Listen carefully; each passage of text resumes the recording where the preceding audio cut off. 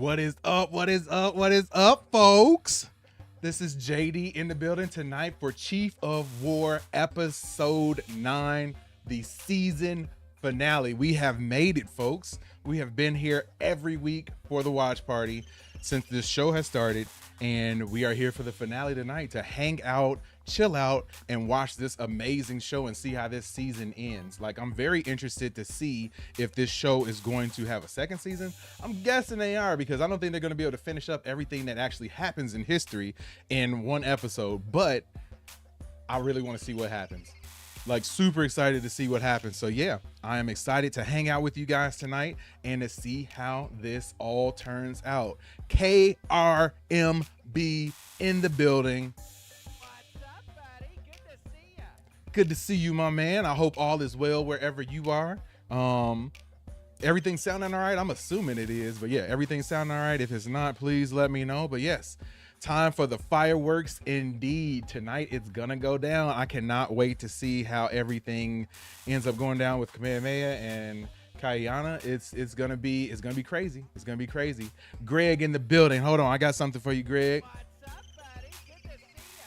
What's going on, Greg? Yeah, Monday instead of Tuesday, because tomorrow we're actually going to be on doing a watch party for Dancing with the Stars. So Katie was complaining a little bit, not really complaining, but she was just saying that, like, hey, I need a show that I can watch and that I can react to and that I can lead. So we chose Dancing with the Stars. That's one of her favorite shows, and that's one that we haven't really done on the channel before. So we're gonna be watching that one tomorrow and reacting to that one. And she got a crush on, like, the Irwin kid or whatever. I mean, he's not a kid; he's a grown adult, but he's an adult. But she got a little bit of a crushy on him. So she said it would be kind of fun. And see, I kind of got a little thing for Topanga. So yeah, it'll work out good. It'll work out good. So yeah, we're actually gonna do that one tomorrow. It's episode 2 of that, of season 34. So we're gonna be reacting to that one and doing a watch party for that. And then on Wednesday, we're going to be doing a watch party for the 4th episode of Gen V season 2. Hopefully I'll be able to get my man James to come back and hang out with us to do that on Wednesday night. And then on Thursday, we will be around and hanging out for Peacemaker episode, is it episode 6? I think it's episode 6. One thing that I'm excited about with Peacemaker is that they don't, everybody who was given the, like, preview copies of the episodes were only given up to the point where we just finished last week. So everything that happens from here on out is like brand new stuff. So nobody really knows exactly what's going to happen. So I'm excited about that. Then coming up on Saturday, I'm going to be streaming with my boy Steve Lewis, and we're going to be watching and reacting to all 4 episodes of Marvel's Zombies. So yeah, we got a bunch of stuff going on. It's going to be hectic on the channel. We're getting real close to getting monetized. So man, I'm really excited about that. I guess from what I understand, once we get to a certain point with watch hours, which are like right up against right now, we'll be able to have people who can, like, send us super chats if you want to. We're going to start doing, like, channel memberships, probably free to start out, but we're going to do, like, special streams for our people who are members. So, like, we'll do, like, a members only stream where we, you know, sit back and, you know, chill, play some video games on stream, you know, stuff like that. Hang out, watch some random, like, YouTube videos, just hang out type stuff. So I'm really excited to do that. But that's not exactly what you're here for tonight. What you are here for tonight is Chief of War season finale, and we're going to get right into a recap of the last episode real quick, and then we're going to dive directly into the final episode. So yeah, we're going to watch this real quick and then get going from there. Episode 8 of Chief of War really puts every character through the fire. Kamehameha is stuck at this painful crossroads. He wants peace, but it's his people who keep paying the price for it. Kaina, on the other hand, is crushed by loss. First Waiine, then Nahi, and you can feel that grief boiling over into pure vengeance. Ka'ahumanu is trying to guide her husband without pushing him away, while Kupuohi steps in with the kind of clarity both men desperately need. And then there's Kuua, chopping down sacred trees, spilling blood, and calling on his gods like he's ready to burn Hawaii to the ground.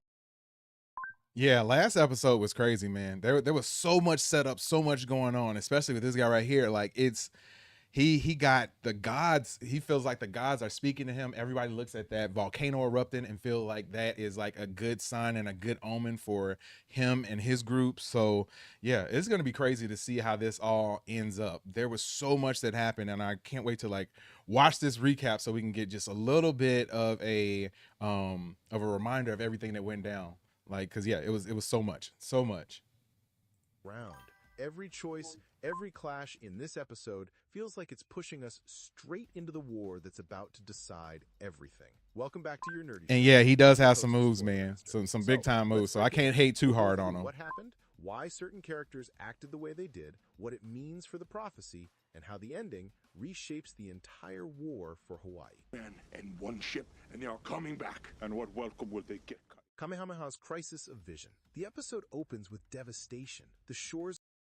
Yeah, Greg, the AI pronunciations are horrific at this point. Like they're almost funny. Like I laugh at them because they're so bad. Kamehameha, like like I laugh at it every time now. So like I probably could find a channel that has a little bit better with the pronunciations, but honestly, it's kind of funny at this point.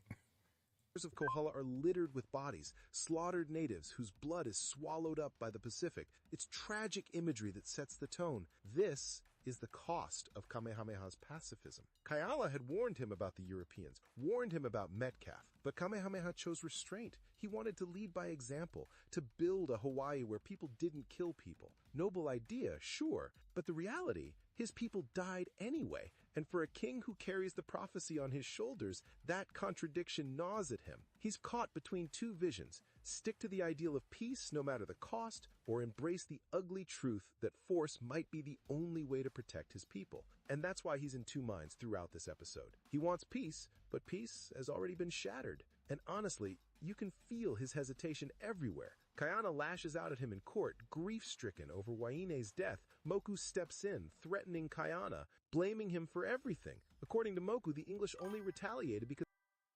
Yeah, seeing the way that him and Moku like deal with each other, maybe you might have some info on this, Greg, but it seems as though they're pretty adversarial at this point. I'm guessing as the story goes further along that they eventually sort of iron things out. But yeah, it seems like right now they are definitely at odds and have different philosophies about how Hawaii should be like ruled and governed.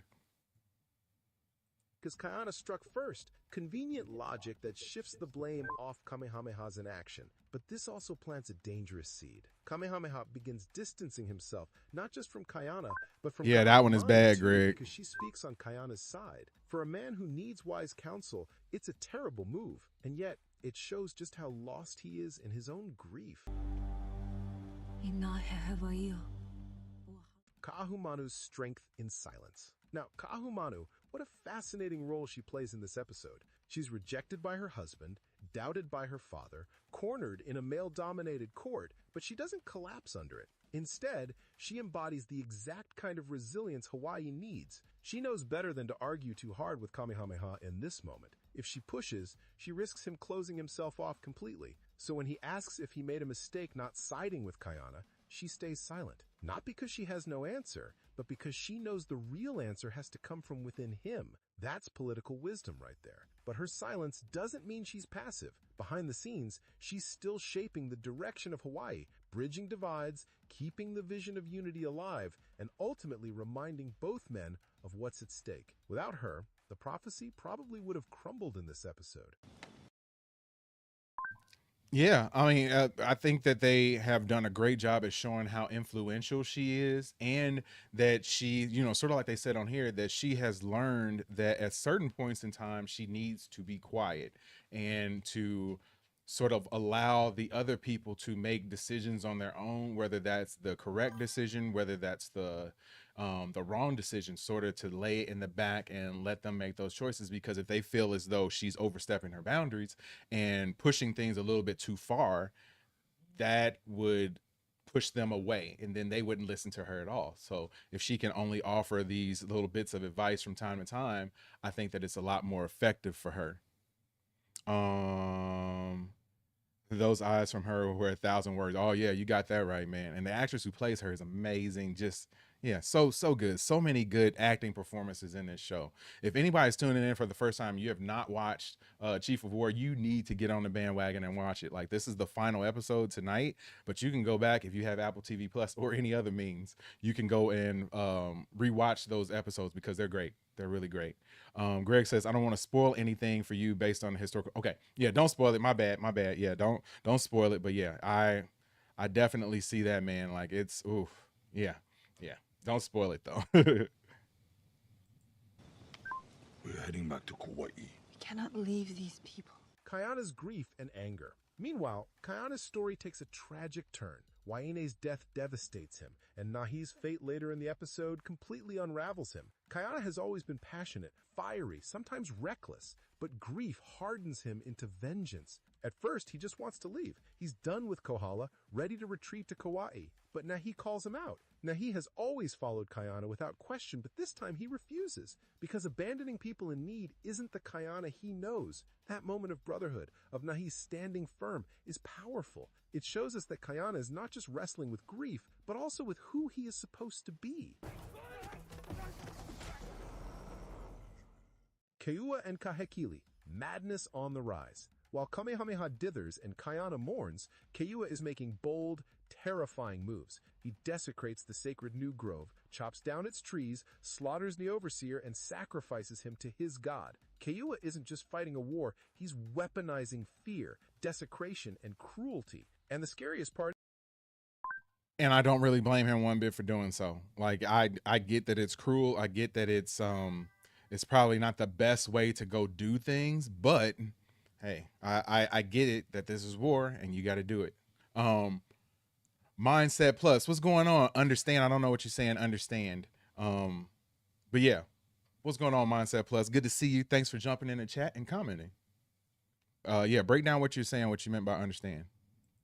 he's not alone. Kahekili is spiraling into madness, stabbing his own son Kupuule in a fit of rage, destroying his altar, and feeding his lust for bones and blood. Kupuule's attempt to rise as a stabilizing leader looks doomed from the start because Kahekili's insanity poisons everything around him. Between Keua's brutality and Kahekili's chaos, Hawaii faces enemies who don't... No, unfortunately, I do not speak Indonesian, unfortunately. But thanks for hanging out. I hope you got like captions on because they can translate the captions. And from what I understand, YouTube is about to launch real-time translations. So it will look like my mouth is actually saying words in whatever language you have selected, like through AI. Like that's crazy. That's crazy. Makes me a little nervous that YouTube might decide to make me say some stuff that I'm not actually saying. But hey, it is what it is, I guess. That's what happens when you get crazy technology. Fight by any honorable code. That makes Kamehameha's indecision even more dangerous.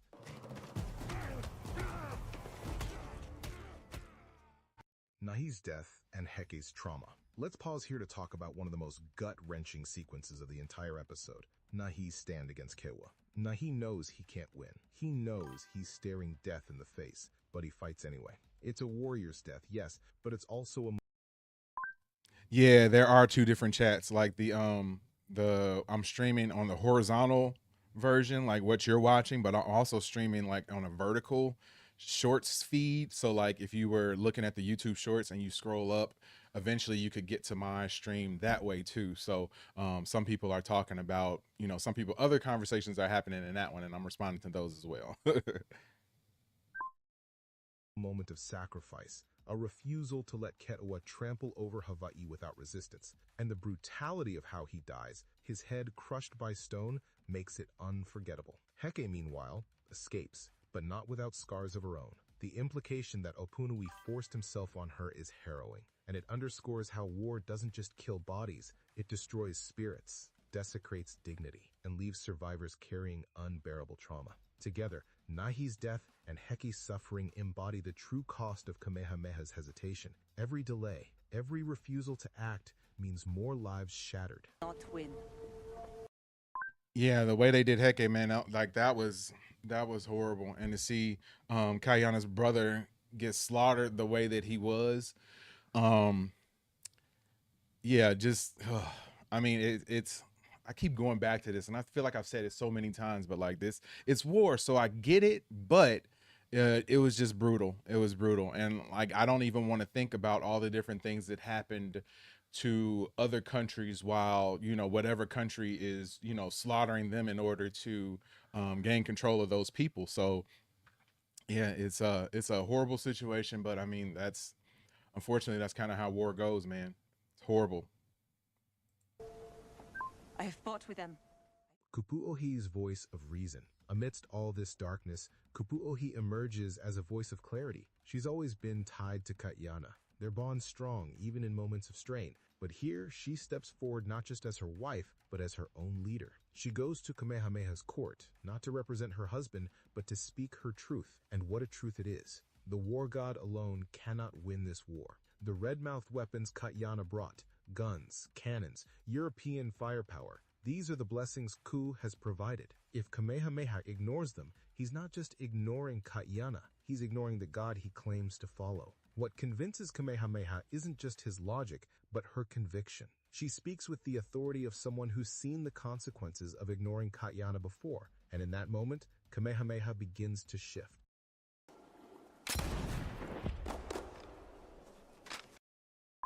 I respect him for wanting to win the war via traditional efforts.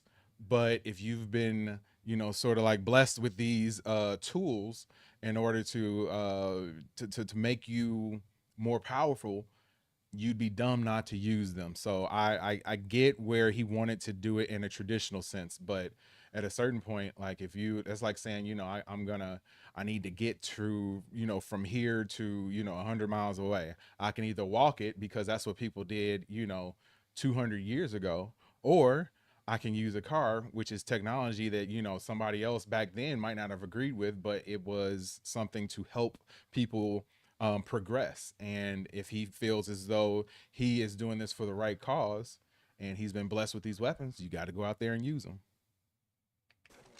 Kamehameha and Kaiana unite, finally. The two men come together. It doesn't erase the grief, the mistrust, and the anger between them, but it creates a path forward. Kamehameha realizes that if the prophecy is to mean anything, he cannot win this war alone. Kaiana, for all his flaws, brings the weapons, the passion, and the fight Hawaii needs. And maybe, just maybe, the gods are really speaking through Kaiana's red-mouthed weapons. But here's the key takeaway. It's not just about gods and men. It's about the women who've held these men together when they were ready to break. Ka'ahumanu's wisdom, Kupu'ohi's courage, they're the reason Kamehameha and Kaiana don't destroy. Yeah, exactly, Kara. You can't just ignore it and act like it doesn't exist, because if you don't use it, somebody else is.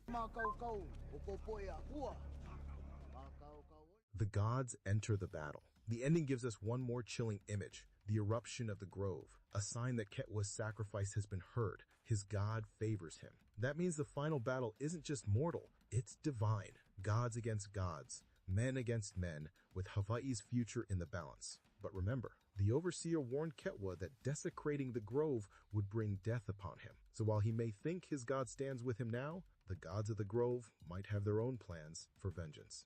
The gods speak for Keua. Episode 8 leaves us in a precarious place. Kamehameha has finally set aside hesitation, but he's still stubborn enough to believe he can fight the old-fashioned way without fully embracing Kaiana's weapons. Kaiana is burning with grief and vengeance, barely held together by Kupu'ohi and Ka'ahumanu's wisdom. And Kiowa is riding high on blood sacrifice and divine favor. The prophecy is alive, but it's fragile. Hawaii could unite or burn. Episode 8 of Chief of War is the turning point of the season. It's where pacifism meets reality, where grief meets vengeance, and where men finally start listening to the women who've been guiding them all along. It's brutal, it's heartbreaking, and it's exactly the kind of setup that makes the finale feel like it's going to be nothing short of epic. The question is, will Kamehameha finally trust both the gods and the people around him enough to become the leader Hawaii needs? Or will his stubbornness undo everything? One thing's for sure. The war for Hawaii has officially begun, and the finale is going to be unforgettable. That wraps Yeah, man. I'm excited. I'm excited. Let's get ready to jump into this. Greg said, I'll say it again. I'm very impressed that the actor playing Kamehameha has never acted in anything prior. Yeah. Like from what I understand in a way, I don't know if you were there for that episode when we watched it, but Jason Mamoa said that he literally just saw him somewhere and was like, who is this beautiful man? And like literally pulled him from the street and, had him, come and try out for this role. And they were blown away by him and they signed him up. So like, dude, that's crazy. That's crazy. You just never know how fate is going to work out in your favor. So like, yeah, you have to be available to those different types of opportunities, and obviously he was, and the rest is history. And yeah, he's doing a great job in this show. I don't know like historically how Kamehameha was like. Was he as stoic as this actor portrays him? I would kind of think so, just knowing a little bit about his disposition and the way that he's been portrayed on the show. So, yeah, the actor's doing a great job at giving what seems like a realistic portrayal of somebody who is an iconic person. But yeah, we're gonna go ahead and switch screens so I can get ready to start the episode. So get your Apple TV Pluses up and ready, folks. I'm gonna go ahead and mute the desktop audio because I cannot play it on there. I got everything lined up on here. Let me close this window out. I got my Apple TV Plus already up and ready. So yeah, I'm gonna go ahead and start the episode and the timer in 5, 4, 3, 2, 1. Let's watch.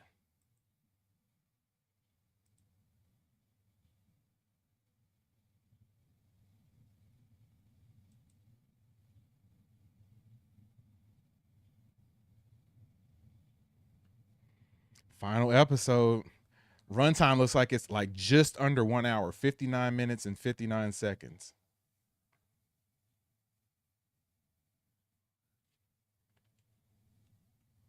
Oh, look at that. That's crazy. With the background looking like that with the fire. Oh, that's so dope.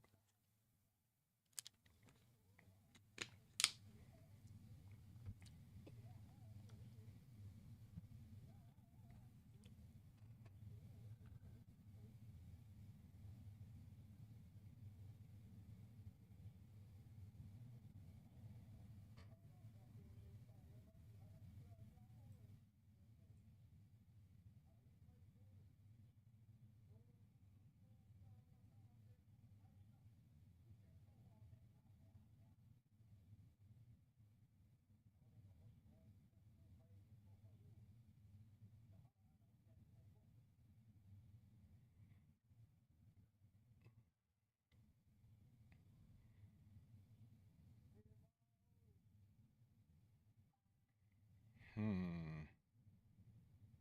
Hmm. Takes a strong person to realize that they were wrong, but yeah, I don't know if he's gonna go for that.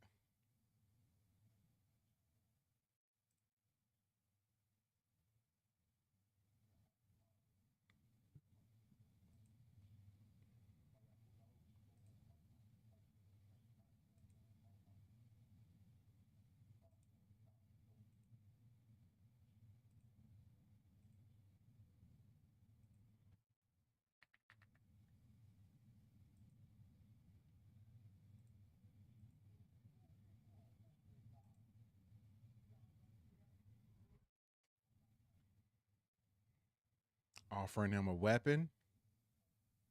Is that gonna be enough?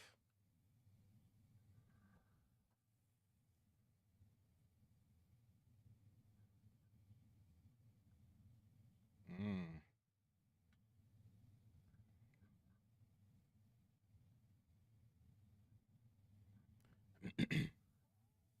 Oh wow.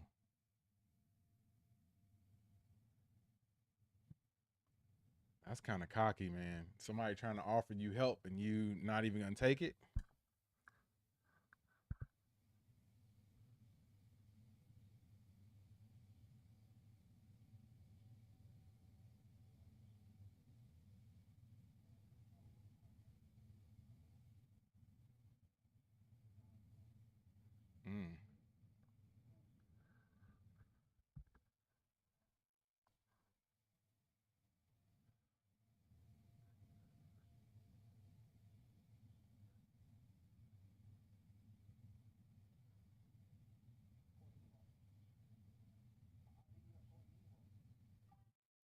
Yeah, I guess he did do it to himself.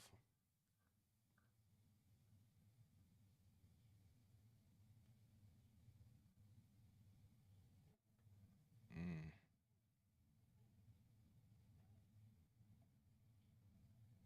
I don't know if I could knock my own tooth out.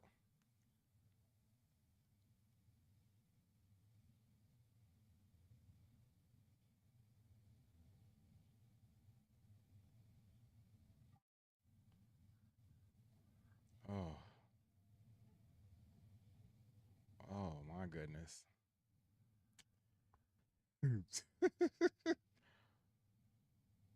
Oh,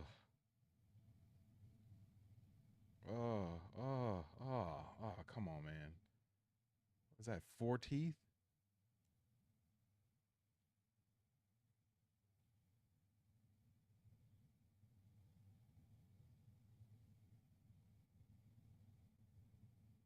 Oh, oh, and then you just throw them away.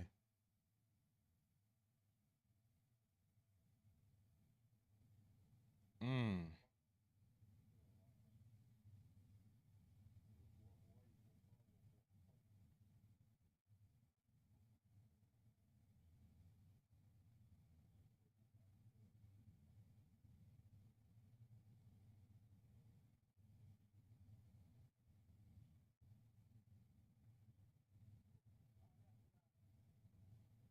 mm, dang,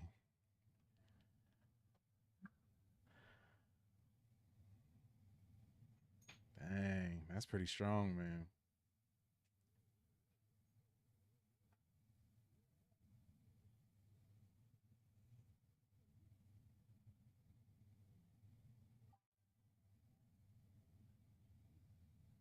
Yeah, to just toss them, then not like the teeth embedded weapon we saw previously to harness the mana. Yeah, like he was just throwing it away. Like he was saying, I didn't need it. I just did this to like humiliate you. Oh, that's an awesome scene, man. With him standing with the in the fire with the and them posed up. Oh, I want that as a wallpaper, dude. That was so dope. That was so dope. What do they call it nowadays? Aura farming. That's all that was. Now I'm guessing we're gonna see a completely different sort of way of doing things on this side of the island.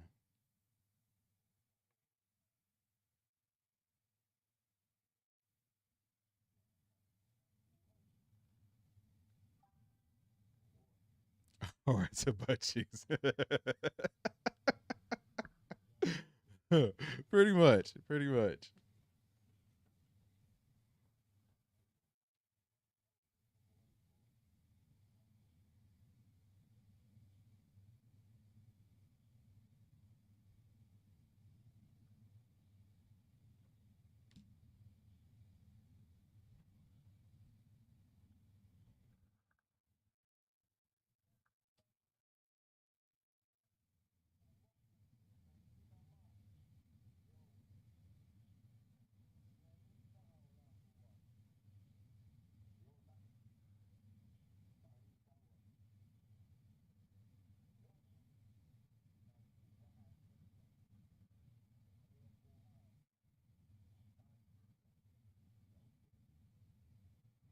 Yeah, totally different vibe here. Totally different vibe.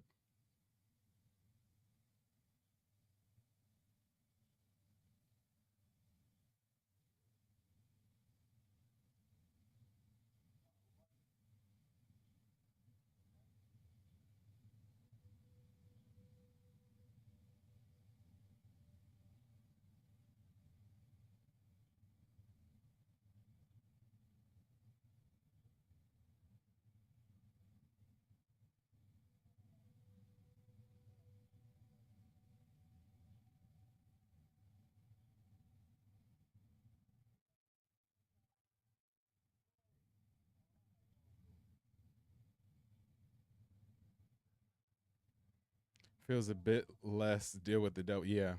Definitely. Definitely. Much more progressive. Like they getting Kamahu to like be a part of the advisory council and stuff right now too. Like, yeah, definitely a different sort of level.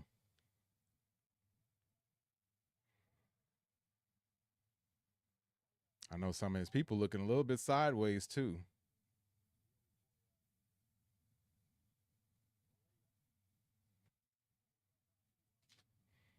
Going one piece of candy tonight.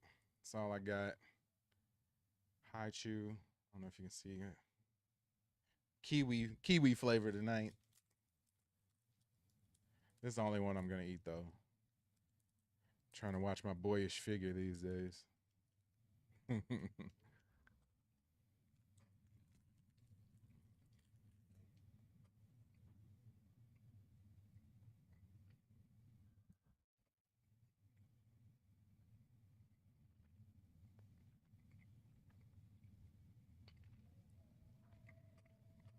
All right, all right. A lot happened in those 10 minutes, man.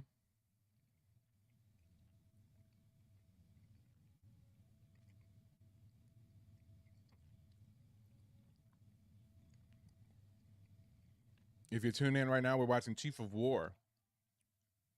Season 1 finale going on tonight. I didn't notice that, Greg. Greg says, note he changed his Maui color pattern / cape for the Hawaii color pattern one. Yeah.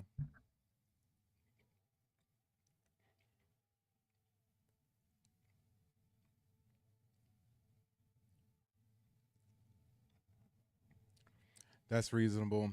I think as I look at my bottle of wine. Nice, man. See, that's one of the things, one of the reasons I want to get like the memberships and stuff going, because like I want to have like a for real chill stream, like do some gaming, some like casual gaming type stuff, you know, like maybe get some cards going, like some Uno. Like there's ways that I could play Uno with like you guys and hang out, like, you know, sip on some drinks, get some wine, some champagne, you know, maybe something a little bit stronger, and you know, enjoy ourselves, man. Like that would be fun. That would be fun. I need friends, so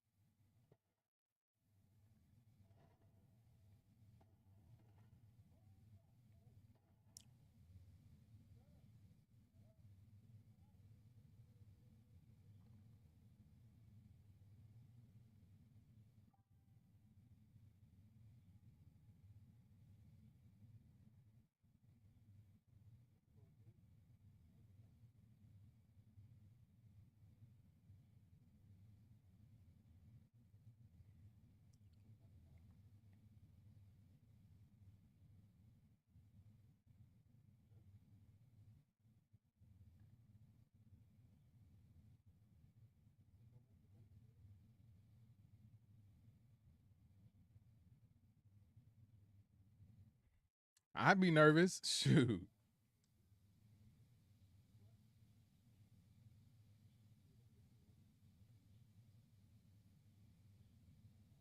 Mm. Dang, man.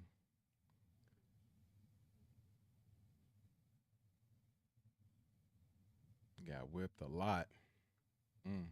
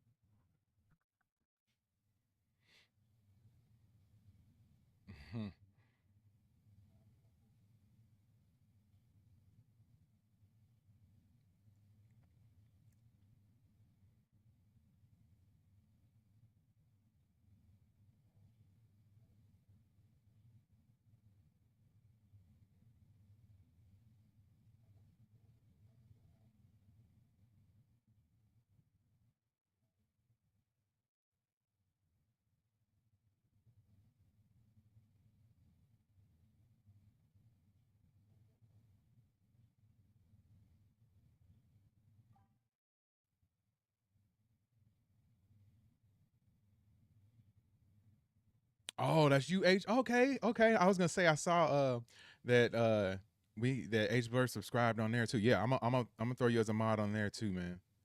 I appreciate it. Stream MVP as always.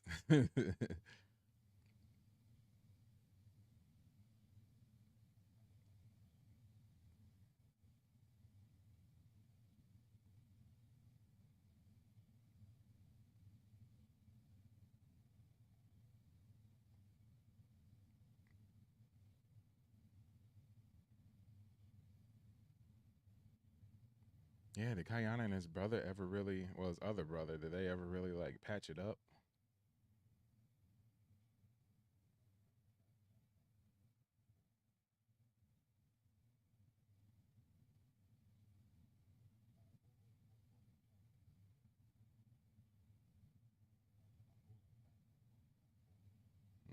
Yep, here we go. Here we go.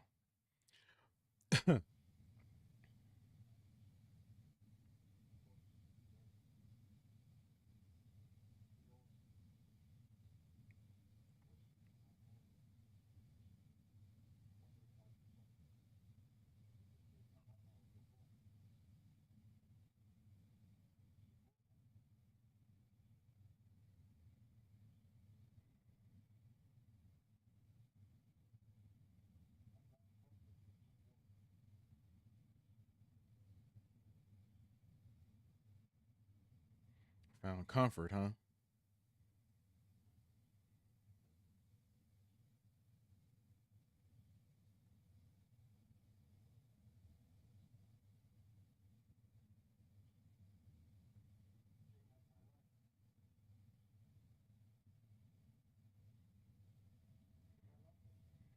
Oh,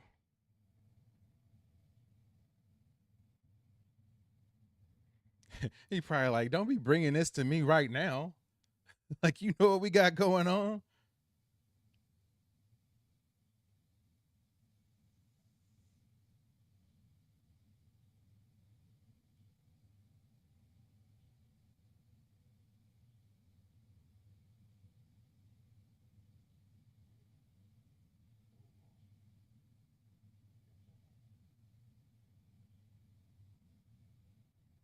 Mm,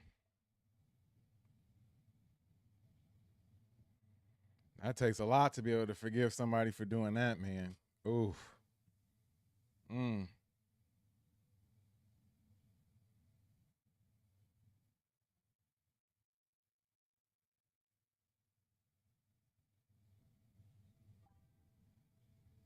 Yeah, reasonable. Man, I I don't know if I could have been that reasonable. I would have had to say something. But I mean, I do get it. Like, you understand it from their point of view because they thought that he was gone, but and then if you how long do you wait? There really isn't a set time for something like that. Um, on the one hand, Namake unburdened himself by burdening Kayana, but on the other hand, it needs to come out eventually. Yeah, exactly, exactly. No, that needed to be dealt with, and it needed to be said so that they can all sort of move on from it. Yeah, I knew he wasn't dead here though.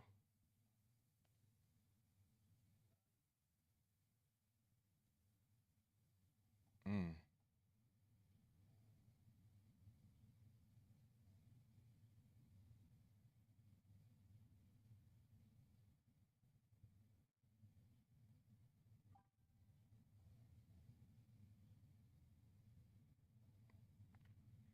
I mean, he basically went into outer space with aliens, sort of. Yeah, like really, really. Yeah, no, you're right.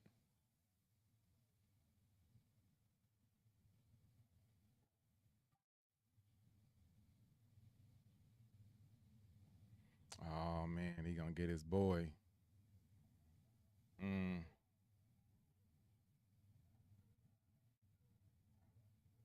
mm. Oh man. Wow.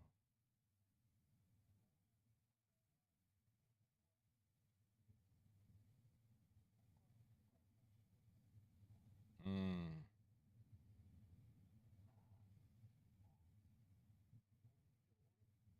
mm.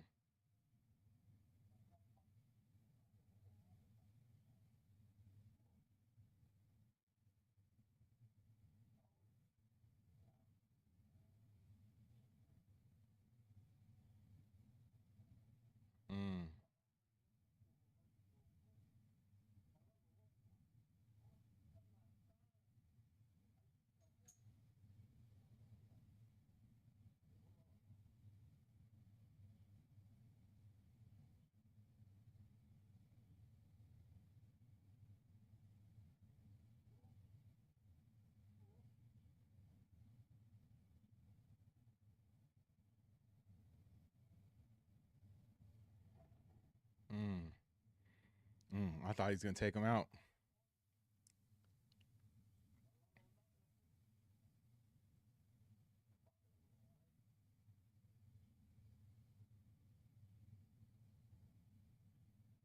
Yeah, I knew once that was found out that that wasn't gonna go over good. Man, look at all them people. I didn't realize they were rolling that deep.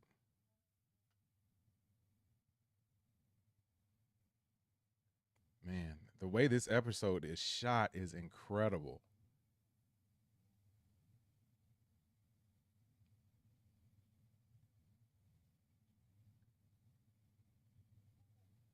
I wonder, I got to see who directed this episode.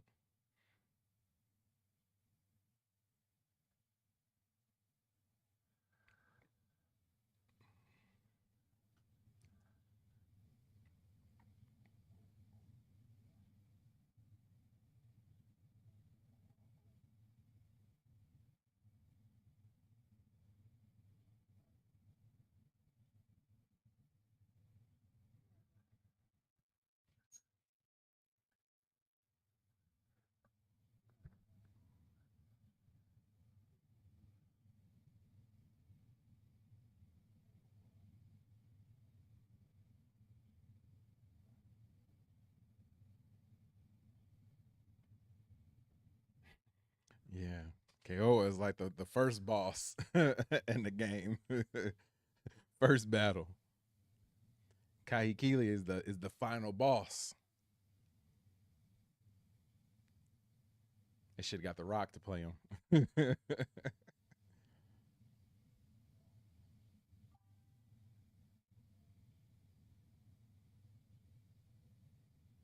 Oh man, who was it, KR?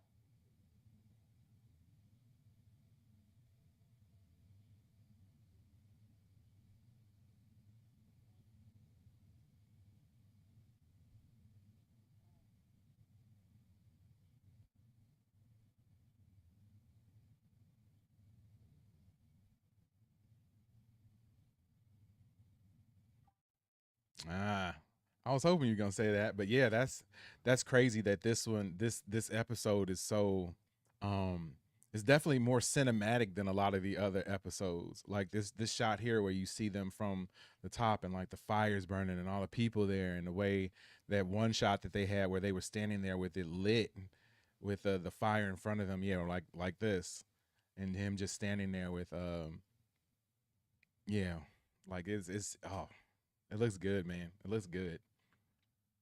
Looks good. Definitely a bit more higher production value than some of the other episodes for sure.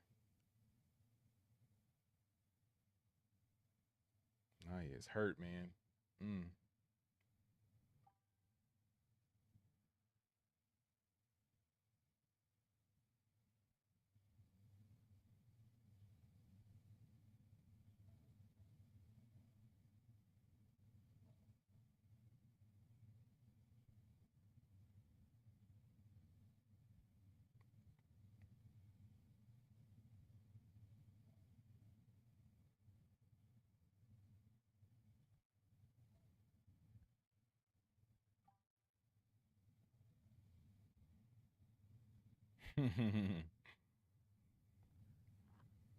Yep.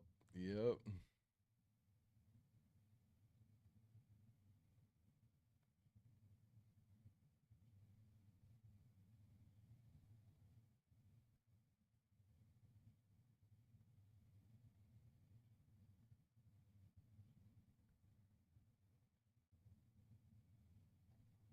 I knew she was gonna say she want to fight. I knew it.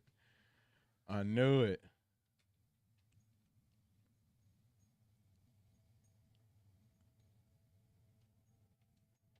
Oh yeah, yeah. No, they definitely chose that on purpose in the trailer for sure.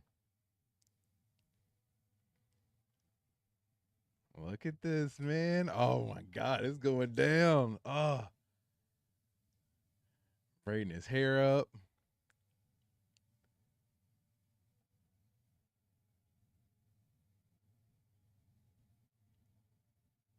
Oh man, I got kind of chills watching this, yo. Like, huh.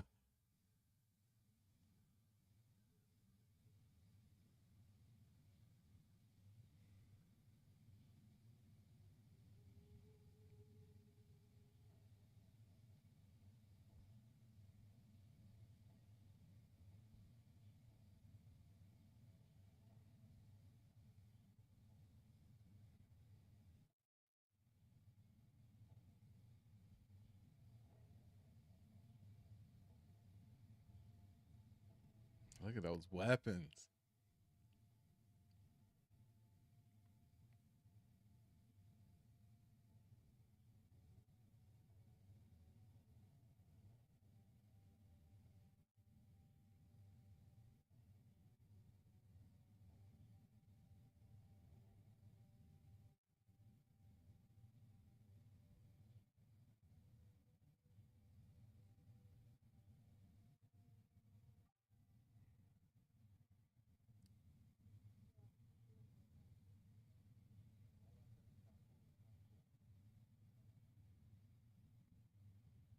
Oh,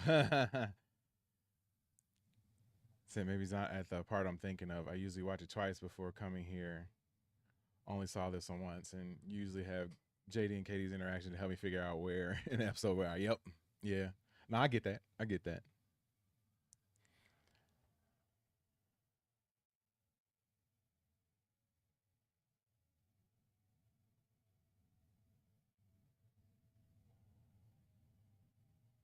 Hmm.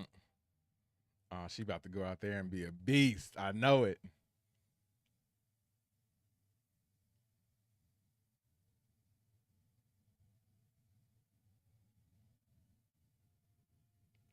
Ah, the music. Ooh.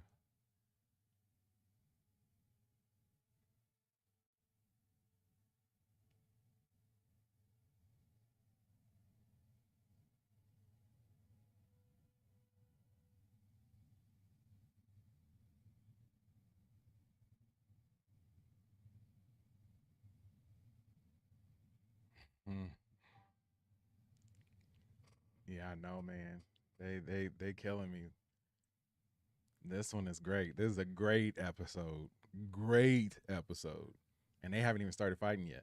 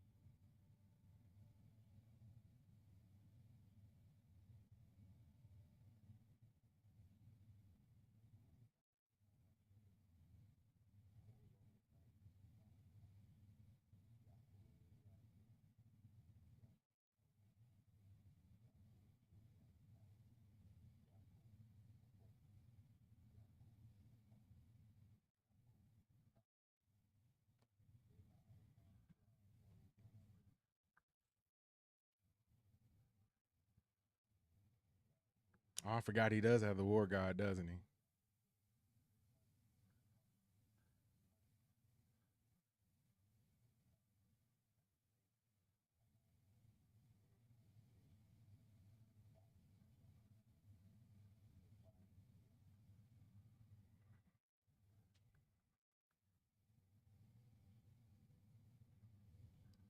All right, I gotta see how much time we got left.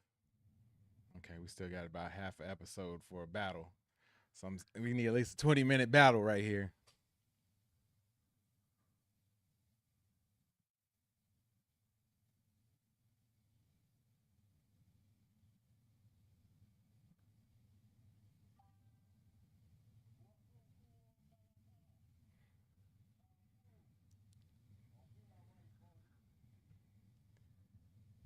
War versus fire, huh?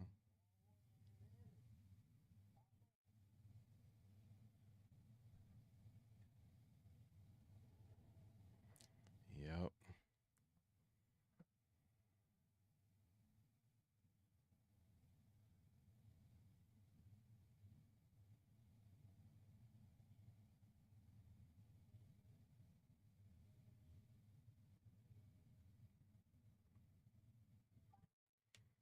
Patrick Wheeler in the building. Hold on. What's up, buddy? Good to see ya. Good to see you, my man.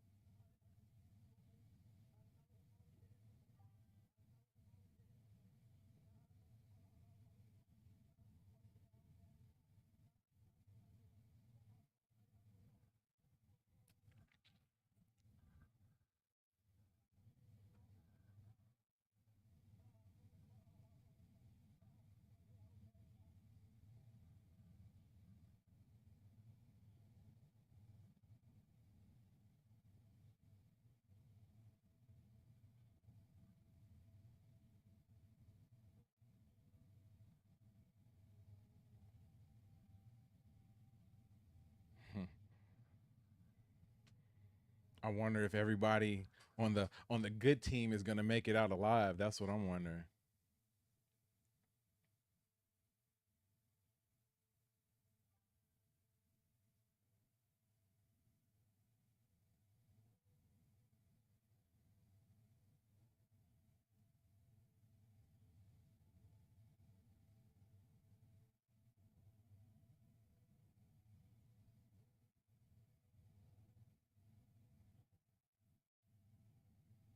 I don't know what that would feel like, man.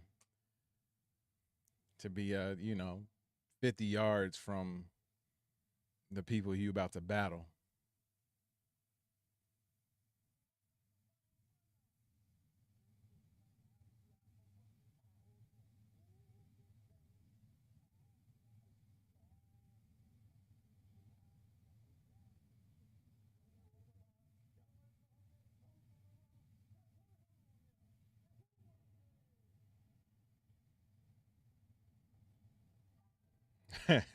Rap battle. Like the fire gods might be speaking.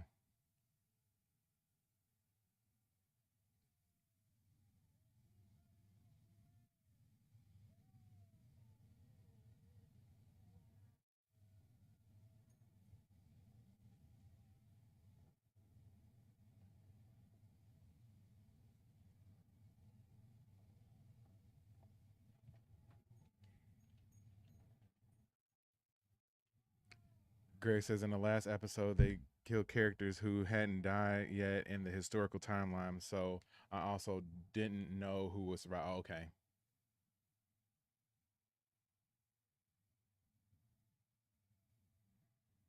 Yeah. I mean, that's kind of cool too that they, throwing little curveballs, but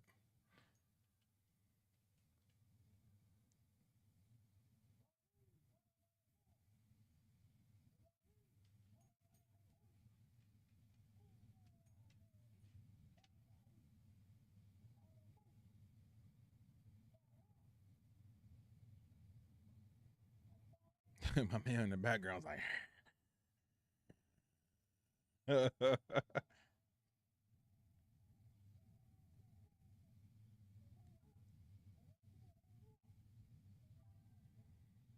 yeah, nobody got plot armor, I guess.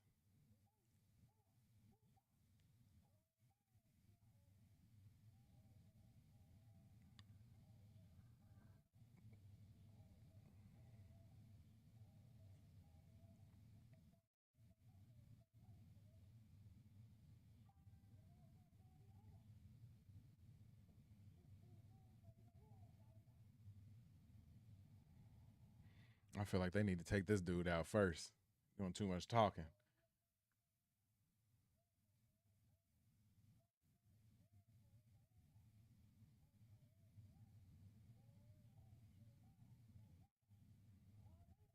Ah, he probably gonna shoot him.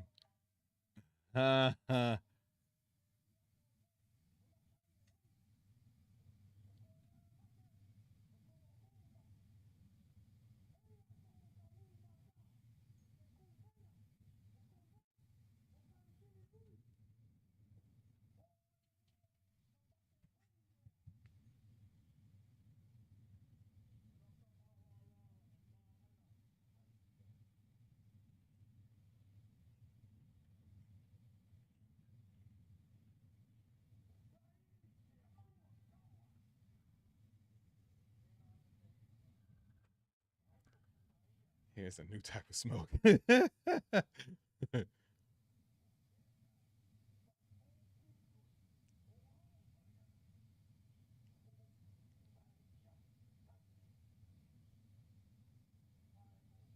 Now, Greg, I don't know if you know for sure or not, but did they have these sort of like speeches before they would fight?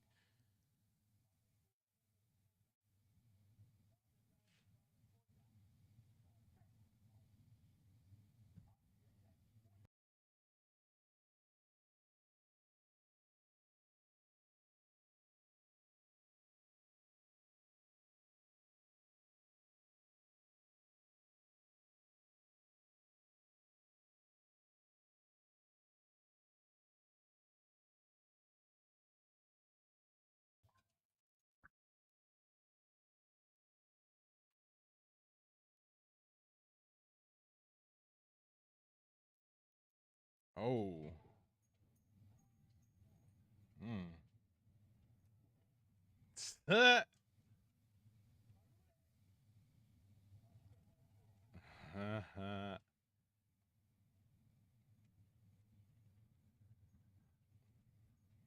Say they spears are soft and limp, huh?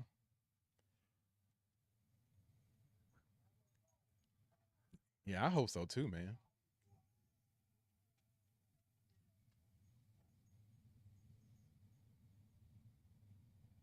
Mm,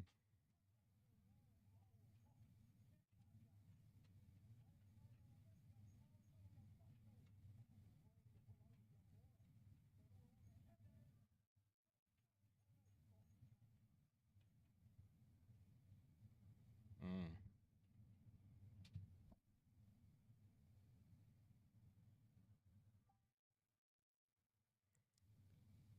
Kara says I bought Hawaii, a novel by James A. Michner, but I haven't read it yet. We'll do after this episode. Yeah, you gotta let me know how it is, man. I'll check it out too. Yeah, love the trash talk, man. Love the trash talk. History of the island since the geological formation. Oh, dope, dope. Yeah, let me know how it is. If it's good, I'll check it out too.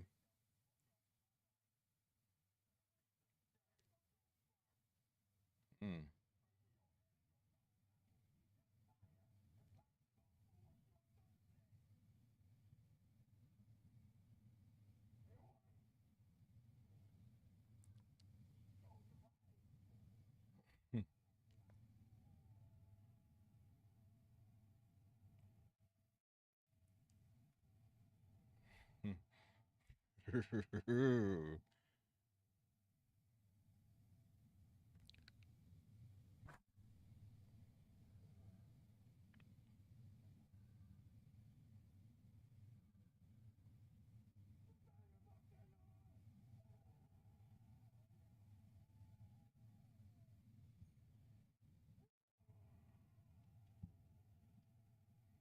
Here we go.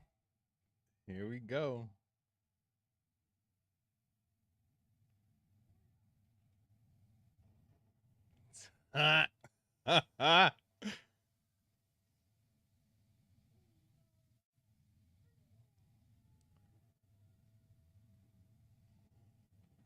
Mm.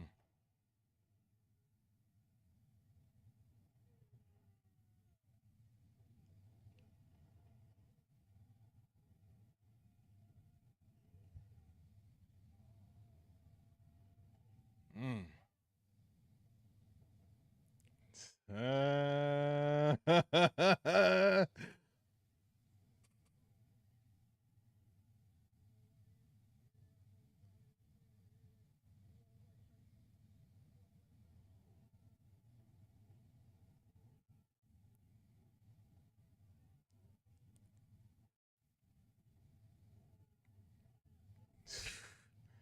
Oh, this is dope.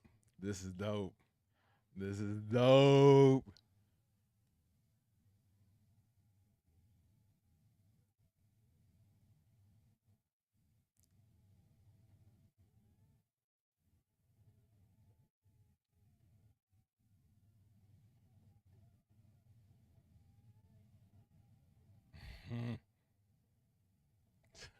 He threw the cape off and she caught it. Oh my god.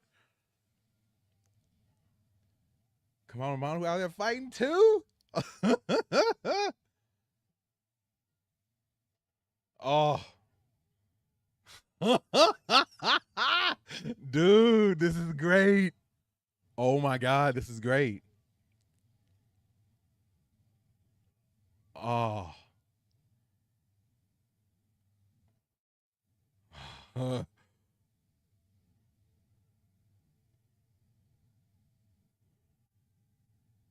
why did he trash talk Kioa in English? He doesn't. Yeah, you're right. You're right.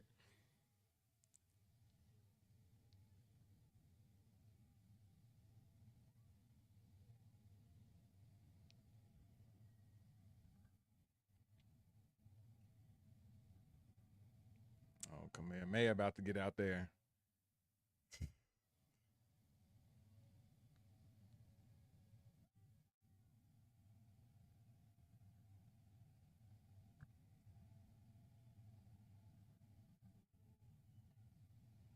Mm. Mm. Mm. Jesus.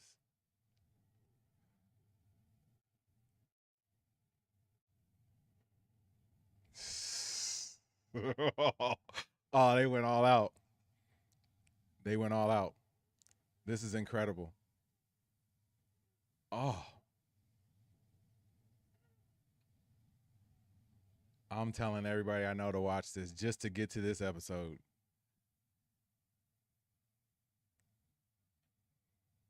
I didn't know if it was gonna live up to the hype, to the way they were setting it up.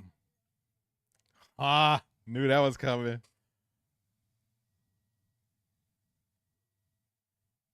Mm.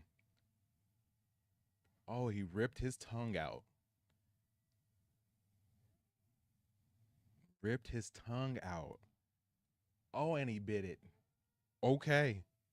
I see where we at now.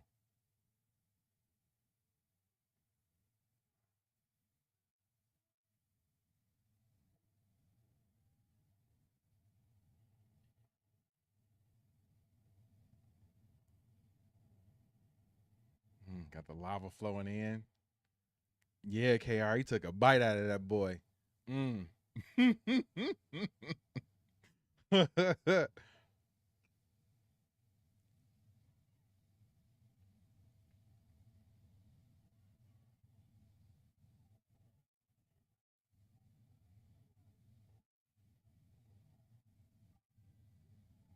Yeah, Khal Drago. Yep. Yep. This fight scene is up there with anything that was on Game of Thrones. Oh man, they got Heke surrounded.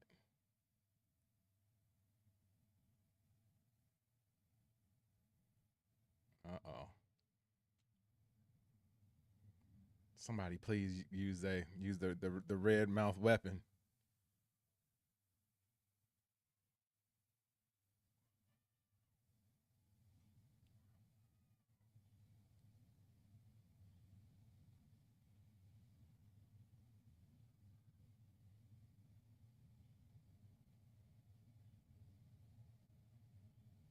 Mm.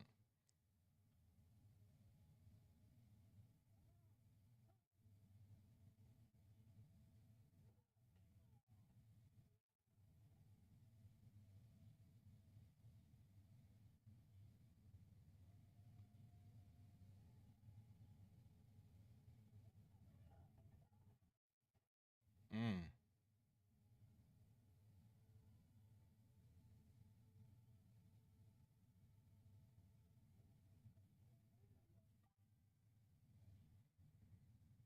The CGI, if it's CGI so well done, I can't tell if it's practical or not. Yeah, no, this is really really well done.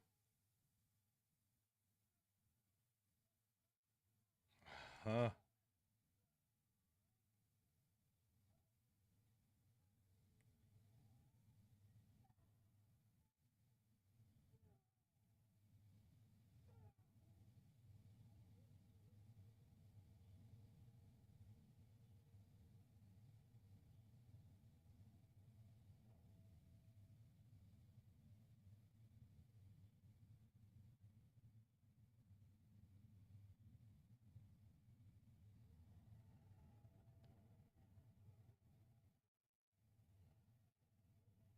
Mm. Oh, he just scalped him. Oh.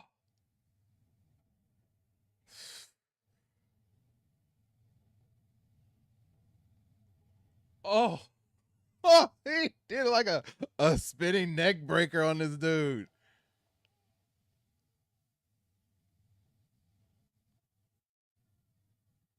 Oh, burned into the lava. Dude, I've this is like top 2 or 3 greatest fight scenes I've ever seen in a show or movie or anything. Like this is crazy good. Oh, did she shoot him? Yep. Better reload that joint. Get up, Heke. Now's your chance. Oh, ripped his shoulder open. Jesus. Oh, you better finish. You better finish the job.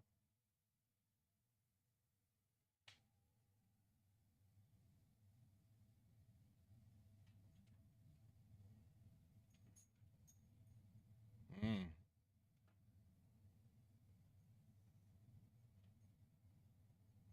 Oh, the poison.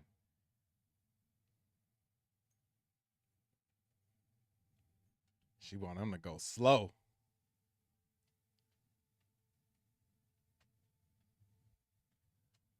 Mm.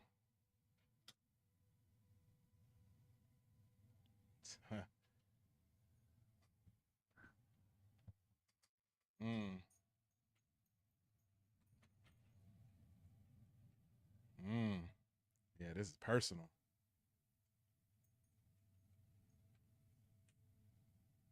Oh, oh, through the eyeball.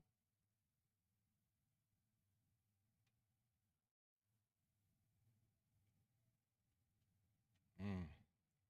She learned about the poison just for this dude. What?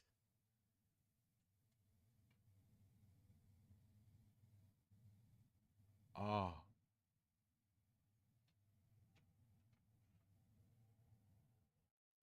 Oh, the rock in the mouth. Oh, oh, oh boy. Oh boy.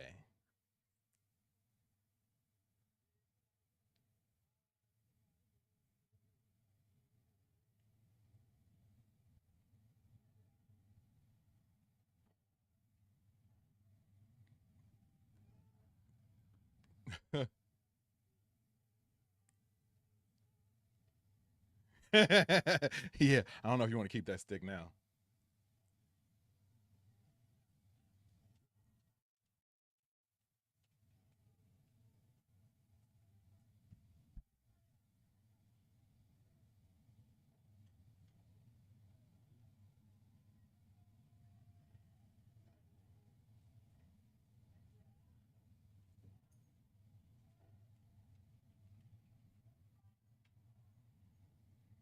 Payback, but still not enough. Yeah. Oof. Now here's the final showdown right here.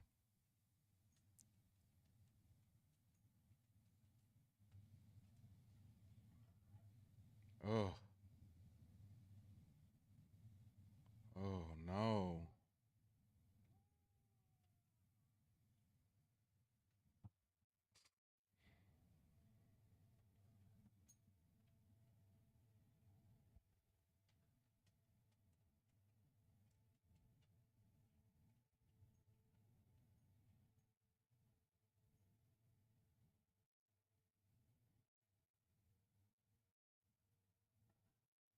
Wow. Oh man. His people just the lava just taking his own people out. What the heck?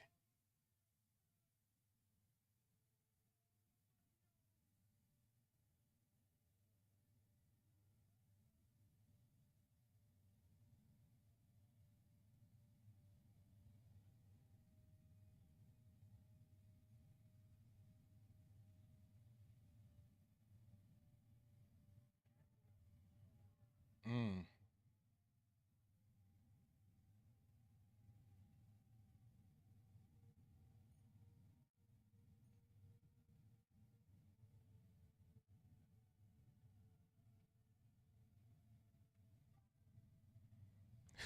It's not over till Boba Fett dies. Yeah. Boba Fett got to go. Ain't no way she's gonna be able to survive this though. Yep, her last episode, in episode 1, they hinted that he may have also done so before the show started. Yeah.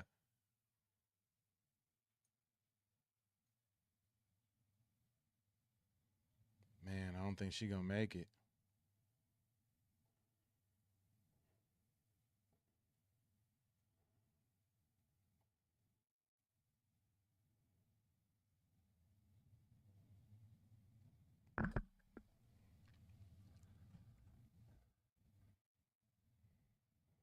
Here we go. Khal Drogo versus Boba Fett.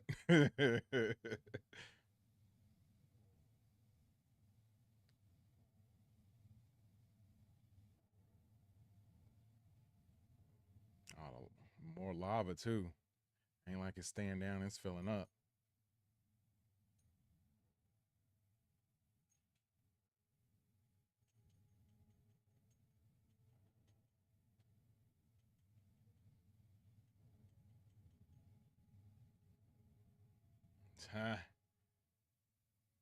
Yeah, blow his head off.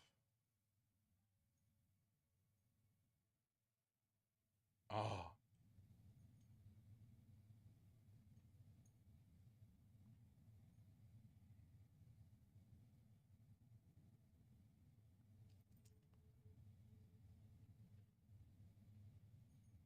Oh.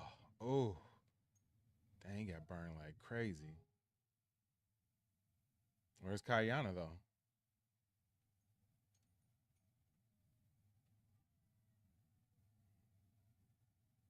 Yeah, no, he does look like it. The other actor who is the man of the it's not Maui. Well, maybe it is Maui, but that's the guy who plays Boba Fett.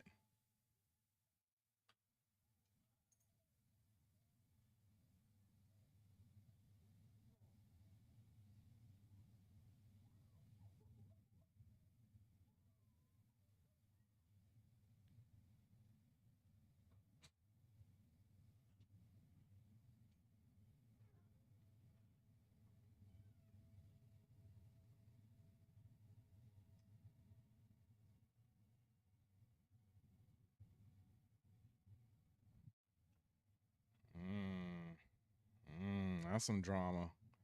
That's some drama. Ooh. Now is that okay, Greg? Maybe you know this one, man. I'm sorry to keep calling on you, but is that like actually their relationship was kind of like, ooh, that she was digging on him a little bit more than she probably should have? Or is that just something that they were doing for the show?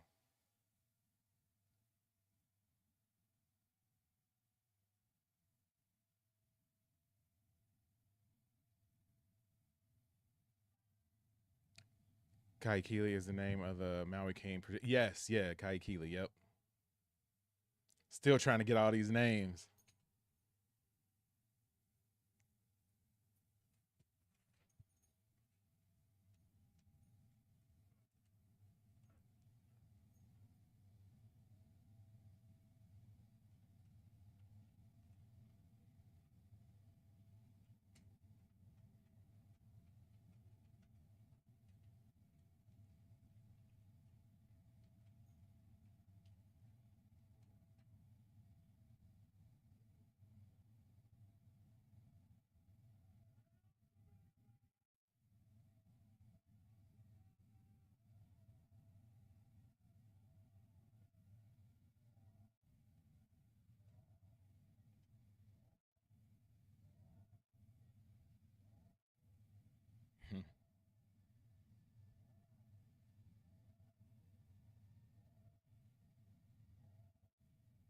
What an episode, man. What an episode.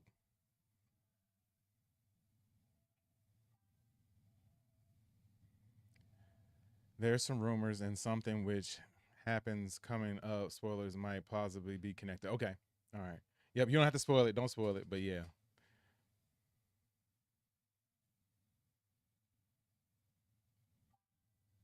Goku.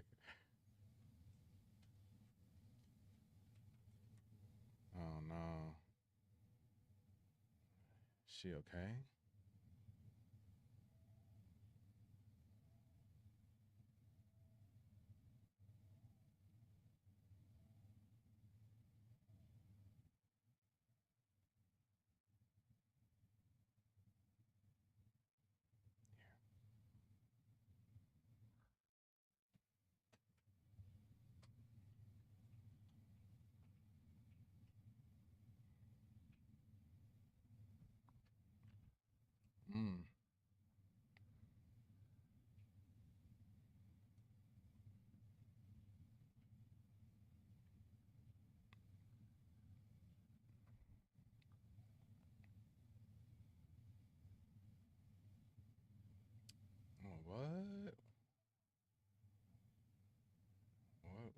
What is this? Oh, I forgot. Oh no, who is this?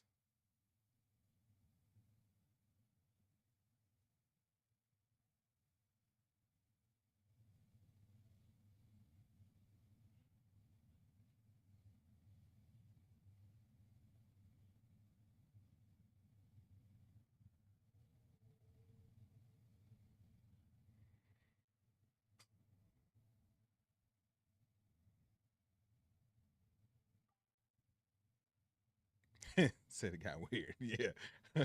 I wasn't expecting this.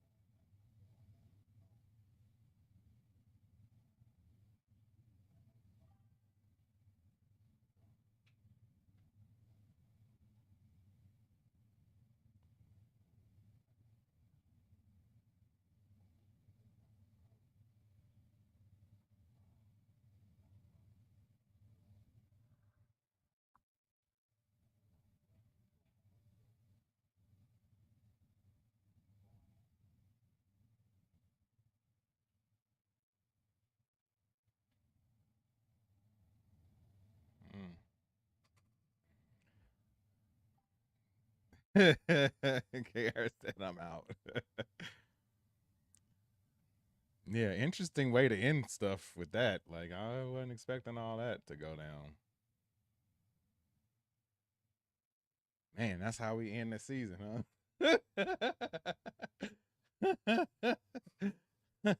I wasn't expecting that. Man, interesting way to end things. Definitely an interesting way of ending things. So, man,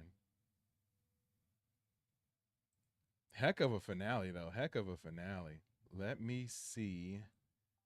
I'm going to switch over and see if I can find um a recap of the final episode that we can watch. Let me stop my timer real quick. The heck of an episode, man. That last little bit sort of threw me though. I wasn't expecting that. Especially like after everything that happened earlier in the episode with it being as epic and as great as it was. I was not expecting this stuff to pop off like that at the end. You got the whole crew getting down like that. I wasn't expecting that. All right, let's do a recap real quick. I found one. Um,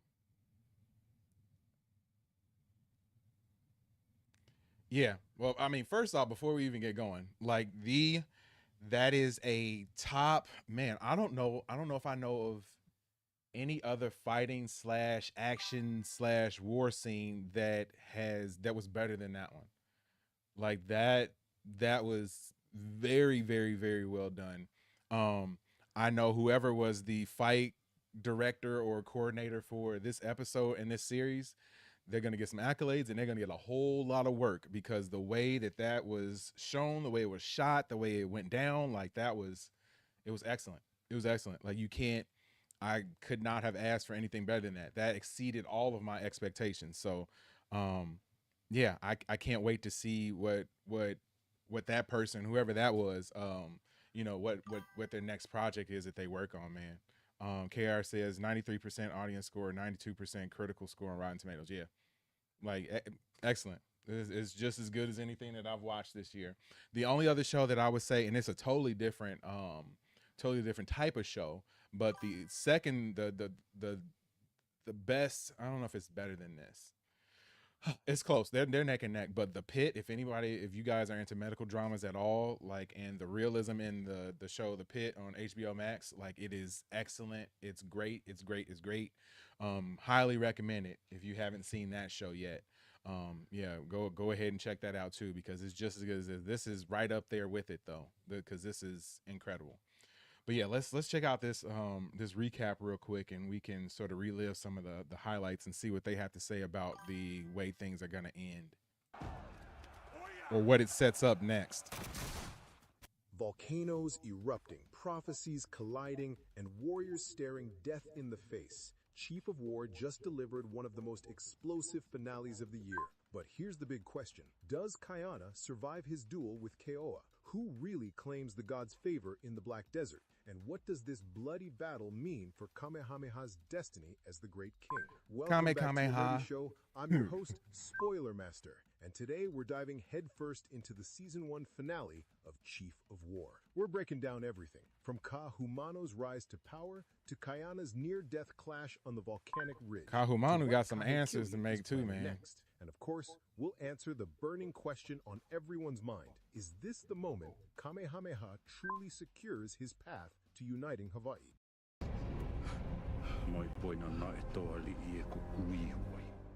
The spark that ignites the war. The finale begins with tensions at an all-time high. Through Nahi's brutal murder, Keoa's yeah, I love the way chief this of was war, shot. Opunui, Like, makes it look at clear this, that the man. Ka'u district is marching straight toward open conflict. Peace is no longer on the table. For Kamehameha, who has always leaned toward unity and reconciliation, this means the time for negotiation has ended. He must fight. But here's the kicker. Keoa isn't alone. He's formed an alliance with King Kahekili of Maui, a ruler obsessed with the prophecy of the Great King.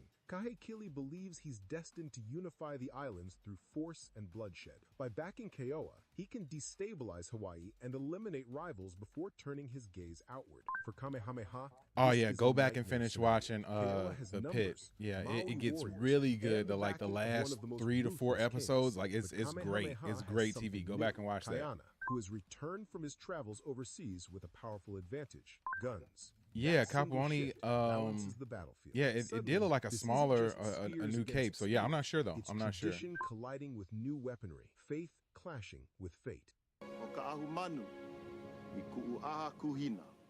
Kahumanu steps into power. One of the most fascinating parts of this finale isn't just the blood spilled in battle, it's the political game happening around it. Kahumanu, Kamehameha's wife, shows just how vital she is to his husband's rise. All season long, she's been the voice of reason, diplomacy, and strategy. It's her relationship with Kaina that cements his loyalty to Kamehameha. Without her influence, Kaina might never have joined this fight. And it's not just Yeah, that was another behind-the-scenes scene that was advice. shot beautifully, Kamehameha man. formally rewards her by appointing her to his royal council before the war begins. This is a huge deal. Kahumanu isn't just a chief's wife. She's a political power in her own right. She's the bridge between the warriors and the chiefs, between tradition and the future. And her actions on the battlefield prove that her power isn't just symbolic. She saves lives and changes the tide of battle with her quick thinking. Yeah, she was a So fighter while too. swords She was a clash fighter. and chants echo, She was Kahumanu scrapping. is already reshaping the political landscape of Hawaii. I found comfort with Kupuahi, and she with me.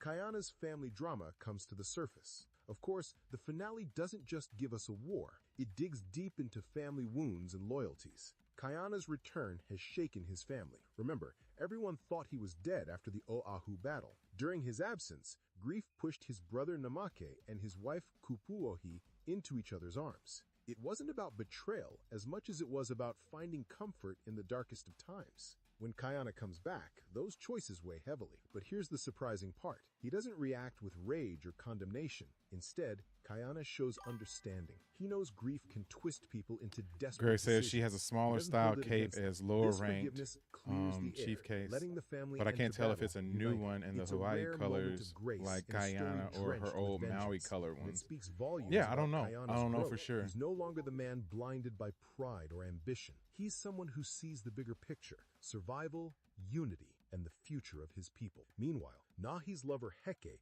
makes her own choice. Consumed by the need for revenge, she takes up arms. She's inexperienced, untrained, but determined to fight. And that decision leads to one of the most brutal confrontations.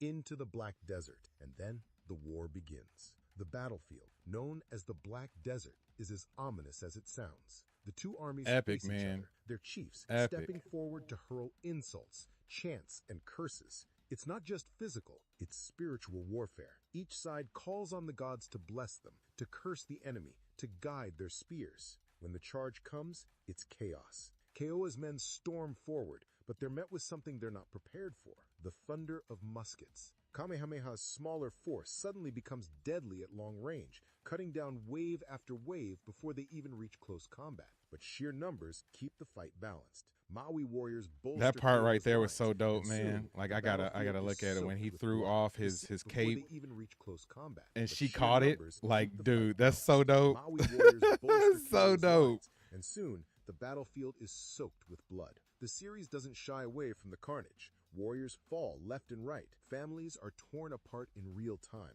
Even with guns, Kohala can't win easily. They're fighting against overwhelming odds. And in the middle of it all, personal duels emerge.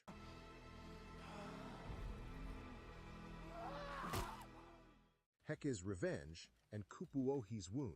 Heke's storyline reaches its climax when she faces Opunui, the chief of war who killed Nahi. On paper, it's a hopeless fight. She's young. Oh yeah, untrained, you know that and took a filled few more takes with probably, anger than skill. but Opunui is a it hardened looked amazing. warrior. I just want to know. I At want to know who first, thought of the that. fight Like goes that was exactly as you'd expect. was amazing. Batters her, nearly Reminds kills me her, of like when proving Winter the Soldier gulf was taking between on them. But just when it seems Iron she's Man finished, along with Captain Ahumanu America, and they like were intervenes. tossing the She shield shoots back and Opunui forth. in the Like knee, that gave me crippling chills in the theater when I Suddenly, saw that. the balance shifts. Heke Crazy. finds the strength to finish the job, cutting down the man who stole Nahi's life. It's messy, it's brutal, but it's cathartic. Heke proves that grief doesn't just destroy, it can also fuel transformation. Meanwhile, Kupuohi faces her own brush with death. During the chaos, she's struck by a spear to the torso. For a moment, it seems like she'll bleed out on the field, but Namake pulls her to safety. The injury is devastating, but she survives. Unlike so many others, her story doesn't end in the Black Desert.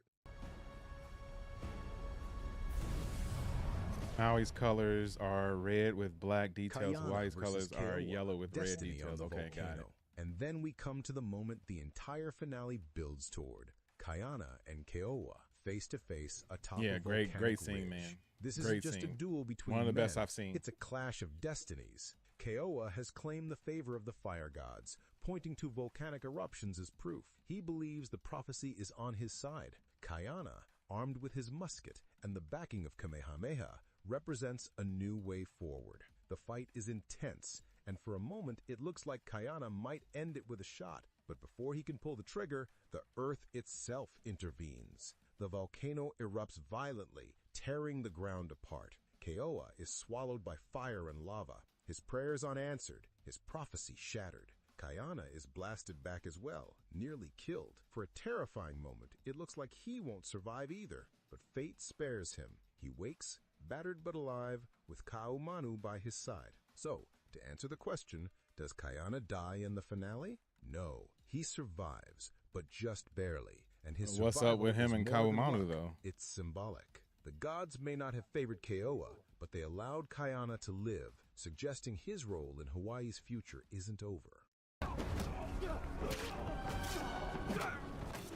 Kamehameha's victory. With Keoa gone, the outcome of the battle is sealed. Kamehameha is the last chief standing. His cousin's rule crumbles, his warriors scatter, and the prophecy shifts firmly in Kamehameha's favor. But while victory is his, the crown isn't yet, Becoming king of Hawaii isn't as simple as killing a rival. It requires recognition, ritual, and the acceptance of the prophecy itself. Kamehameha has the momentum, but Kahekili still lurks across the water, sharpening his knives. This victory isn't the end. It's the beginning of the next war, the one that will decide who truly earns the title of the Great King. Kahekili's dark vision. Back on Maui, King Kahekili hears the news. Kamehameha has triumphed. Keoa is dead. Kaina is alive. And instead of being shaken, Kahekili is thrilled. In his mind, every piece is falling into place. The prophecy doesn't frighten him. It fuels Prophecies him. always He seem believes like they collecting going the way that Kaina's you want them to bones go will until they secure not. his destiny. Where Kamehameha sees unity, Kahekili sees domination. Where one wants peace, the other craves legacy. The finale makes it clear. Kahekili won't stop until he's destroyed Kamehameha and claimed the islands for himself. The stage is set. Hawaii is no longer torn by internal district struggles. It's now on a collision course with Maui. What the ending really means. The finale of Chief of War closes with survival, but not peace. Kaina cheats death, Kamehameha wins the battle, and Ka'ahumanu rises to power. But victory doesn't erase the wounds of war. Families are scarred, alliances are fragile, and prophecies still hang over every decision. Kaina's survival in particular is powerful. He's a man haunted by betrayal, loss, and exile. His near-death moment could have been an ending, but instead, it's a rebirth. By sparing him, the story signals that Kaina still has a critical role to play, possibly as the warrior who bridges tradition and modernity, uniting Hawaii under Kamehameha's rule. At the same time, Kahekili's obsession with prophecy sets up a darker mirror. He's convinced he's the great king, but his path is one of destruction, not unity. The coming war won't just be about weapons and armies. It'll be about It was a competing great visions for episode. Hawaii's Great future. episode. And Katie Joe, just for you. What's up, buddy? Good to see ya. Our nerdy thoughts. So, does Kaina die? No. He survives the Black Desert, scarred but alive, and ready for what comes next. Kamehameha claims victory, but the true battle, the one against Kahekili, still looms on the horizon. The finale ties off some storylines with blood and closure. Like Yeah, Echo's Greg, that sounds Revenge, exactly what we while had. We leaving had War others God wide versus open Fire for the next Goddess. chapter. This finale now, Ka'ahumanu season steps 2, we fully get into War her God role versus as Thunder political God. Yeah, power. that's what it sounded like. He survives her wound, and Namake remains a loyal brother. Together, they've weathered the storm. But if the prophecy has taught us anything, it's that storms are far from over. The islands are heading toward the greatest war they've ever seen, one that will decide who truly earns the title of the Great King. And with Kaina still breathing, musket in hand, you know he's going to be right at the heart of it. Hit me with your theories. I read every one. Thanks for watching. Aloha, and until next time, keep chasing those epic stories that make us feel alive. Man, yeah, I wonder how they're going to, what they're going to do, man. What are they going to do? What are they going to do? What an epic, man. What an epic final episode. I really don't know what to say. I don't know what to say. That was almost beyond words good. Like that was about as good as I could get. That's as good as I could get. That's as good as I could expect. To come from just about any show. 5-Star J in the building. What's up, buddy? Good to see ya. What's good, 5-Star J? Glad to see you around, man. Yeah, I don't know when season 2 is gonna start. I mean, I'm guessing they won't start filming this until at the very least at some point towards maybe a year from now. And then we might get it in 2027 at some point. Like the way they do TV shows, like it's rough these days. So like there's usually tons of like time in between the seasons. So yeah, I'm guessing unless they really get it going quickly, we probably won't get a new season until 2027, which sucks, man. It sucks because this is a great show. Great show. Greg says historically, unification of Hawaii Island had featured a big canoe battle. I have been hoping we would get to see that, but I'm happy with what we got. They were just was at Kaikili was in the finale talking about bringing his canoe. So I'm guessing that's what we're probably going to get to end the next season is going to be the big canoe battle. So they kind of like foretold it a little bit here. So yeah, I'm guessing that's what they're building up to for the next season. Yeah, dude, that's going to be epic. That's going to be crazy. I don't know how they won up this one though, but yeah, I can't wait to see them try. I can't wait to see them try. Yeah, crazy. Yeah, so I mean, I'm sad that it's over at this point, and that's hard for me to say for a lot of the shows we end up watching on the channel. For this one to be as good as it was and for it to end the way it did, like, man, crazy. Yeah, KR said that sounds epic. Yeah, 100%. So yeah, real quick, let me give you guys a rundown of what the rest of this week looks like, since we got so much stuff going on as always. But tomorrow we're going to be streaming Dancing with the Stars season 34 episode 2. We're going to do a live stream watch party for that, one of Katie's favorite shows, so we're going to be watching that, and I implore you guys to come hang out with us for that one. Like, I think I might have to get some drinks for that one. Like that the vibe on that type of show is a little bit different, so I might have to get the drinks and enjoy watching that show a little bit tipsy or something like that. But yeah, we're gonna be doing that one on Tuesday, and then on Wednesday we're going to be watching I don't even know. My mind is gone at this point. What show are we doing? What show are we doing on Wednesday? I know I talked about it earlier. Well, let me skip it. I'll come back to it. Oh no, Wednesday is Gen V episode 4. I'm gonna try to get my man James to come and hang out with us and watch that. Then on Thursday we're gonna do the next episode of Peacemaker Thursday evening and watch and react to that. And then on Saturday we're going to be doing the watch party live stream for Marvel Zombies, all 4 episodes of that. So we're gonna be watching those on stream and hanging out with the peeps and doing that with my my brother-in-law Steve Lewis. So yeah, got a lot of stuff planned. Tomorrow we're gonna be dropping me and Katie's reaction to the Mandalorian and Grogu trailer that just dropped a few hours ago. So yeah, we're gonna have that one up tomorrow afternoon at 3 p.m. So yeah, check that out along with all the other stuff and trailer reviews and reactions that we drop on the channel daily. So yeah, man, this is your one-stop shop. We got so much going on. It's crazy the amount of content that we putting out. I don't know a whole bunch of other channels that are doing as much as we're doing.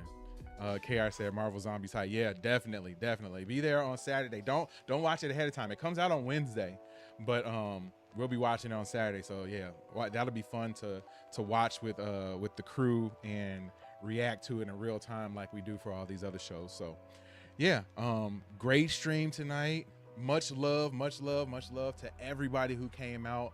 Let me give a shout out to everybody who I know was in the chat tonight. We had 5-Star J in the building. We had Patrick Wheeler in the building as always. KR MVP of the stream. We had Mindset Plus earlier in the stream. Who else did we have? Greg, also MVP of this stream, man. Greg, I really appreciate you, bro, for all of your knowledge on Hawaii and everything to go along with Chief of War, man. I really appreciate you for helping us out. So yeah, big round of applause for you, sir. Big round of applause. So also, who else did we have? Katie was in the building for a little bit as she's out at work right now. So she was in the building for a little bit too. And I think that was it. I hope I'm not. Oh, Audio was in the building too. So yeah, big shout out to everybody who came by and hung out with us, man. Greg says, check out Split movie reviews for some great detail about Chief of War. Okay, I will do that. I'll do that. Yeah, just, man, much love to everybody. Much love. Just glad I made it this time. Yeah, and I know we switched it up too. We changed days, so I'm glad that anybody was able to come and hang out with us tonight. So yeah, just really happy and really appreciative to everybody who comes by here. Like, I know I say it all the time and I say like much love and all that stuff. I don't just say that, like, I mean it. I love you guys. I appreciate you guys for hanging out and supporting you know, our little channel. Like, we're really trying to build something here, and you guys are in on the ground floor and hanging out and making it so that I'm not just on here talking to myself like I had been doing multiple times for multiple weeks of many shows in the past. But you know, this is all I could ask for. I really just appreciate everybody for coming by and hanging out. Ask you guys to continue to like, share, you know, everything that we put out in any way that you can support it. If you come in and drop a comment, just, you know, like, hey, you can say, leaving a comment for the algorithm. Like, everything helps, and it continues to help build our channel up. We're averaging close to, I would say probably about 400 to 500 views a day at this point. Like, it's crazy. It's crazy just to see how we've grown. So yeah, I couldn't have done that without each and every one of you guys. So I really appreciate it. Michael Myers over in the background over here, he appreciates it too. So yeah, I just gave you guys a schedule. Please don't be strangers. Hit that like button, hit the subscribe button if you haven't done so before. Hit that notification bell so you're notified each and every time we go live in 2025. My name is JD, and I will see you guys when I see you. Much love as always. Peace.